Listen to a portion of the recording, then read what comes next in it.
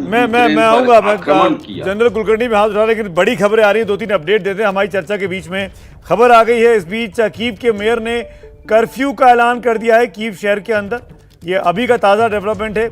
Ukraine की राजधानी Kyiv में कर्फ्यू लगा दिया गया है, बाहर मूवमेंट्स बंद कर दिए गए। कुछ देर पहले प्रणय लाइव थे मेरे साथ, वहाँ से प्रणय भी अब नहीं, उनका भी सिग्नल नहीं मिल पा रहा है। हो सकता है कि उनको भी अंदर जाने को बोला। हमारे रिपोर्टर प्रणय उपाध्याय मौजूद है इस वक्त कीव की राजधानी में।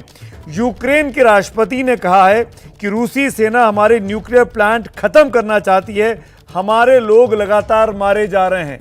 यूक्रेन में पैनिक दिखाई दे रहा है, चिंता सुनाई दे रही है, पैनिक है वहाँ पे। और ये तमाम चीज़ें दिखा रहे हैं कि हालात दिन पर दिन, हर पल हर सेकंड में बदलते जा रहे हैं और बहुत ज़्यादा तनाव पैदा होता जा रहा है। जनरल कुलकर्णी, भारत को खुलकर क्या पुतिन की आलोचना करनी चाहिए कि आपने दूसरे मुल्क में इन्वेड कर दिया है, ये गलत है, ये आजकल के दौर में ऐसा नहीं होता है?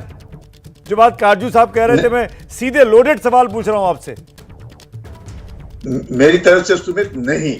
क्यों मैं ये कह रहा हूं नहीं, डिप्लोमेसी में भी वो कहते हैं you must carry a long stick. इसमें भी कोई शक नहीं, भारत क्षमता है, उसका हम लोगों ने पूरा फायदा उठाना चाहिए। पर सबसे बड़ी बात मुझे लगता है कि जीडीपी में नाटो जो है तकरीबन रूस के बनस्पत 15 गुना ज्यादा उसकी जीडीपी है।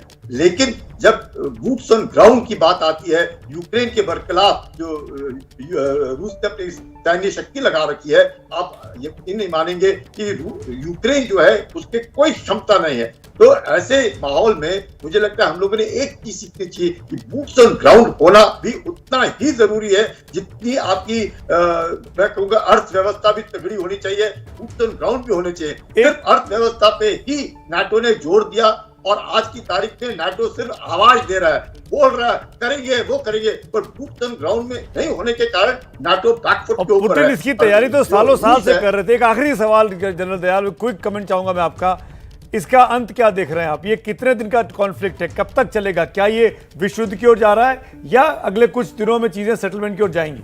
देखिए, विश्व युद्ध तो मैं नहीं समझता। विश्व युद्ध अगर हो सकता था तो नाटो मोबिलाइज करता, जैसे मैं कह रहा हूं, कोई नेवल ब्लॉकेज कुछ तो होता, एयर पावर का कोई ऐसा अंदेशा नहीं है विश्व युद्ध का।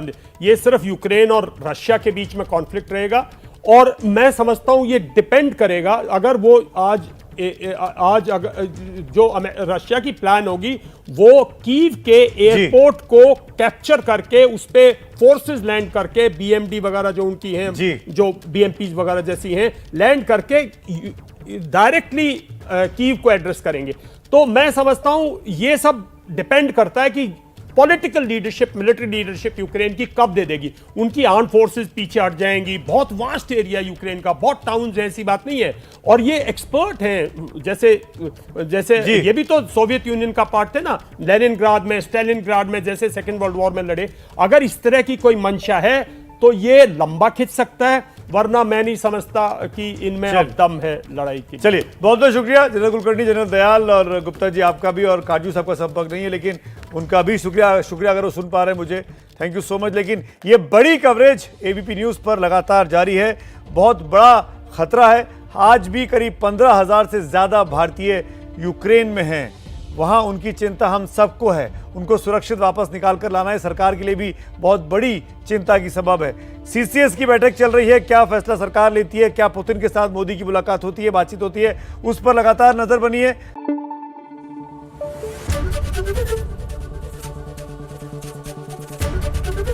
एबीपी न्यूज आपको रखे आगे।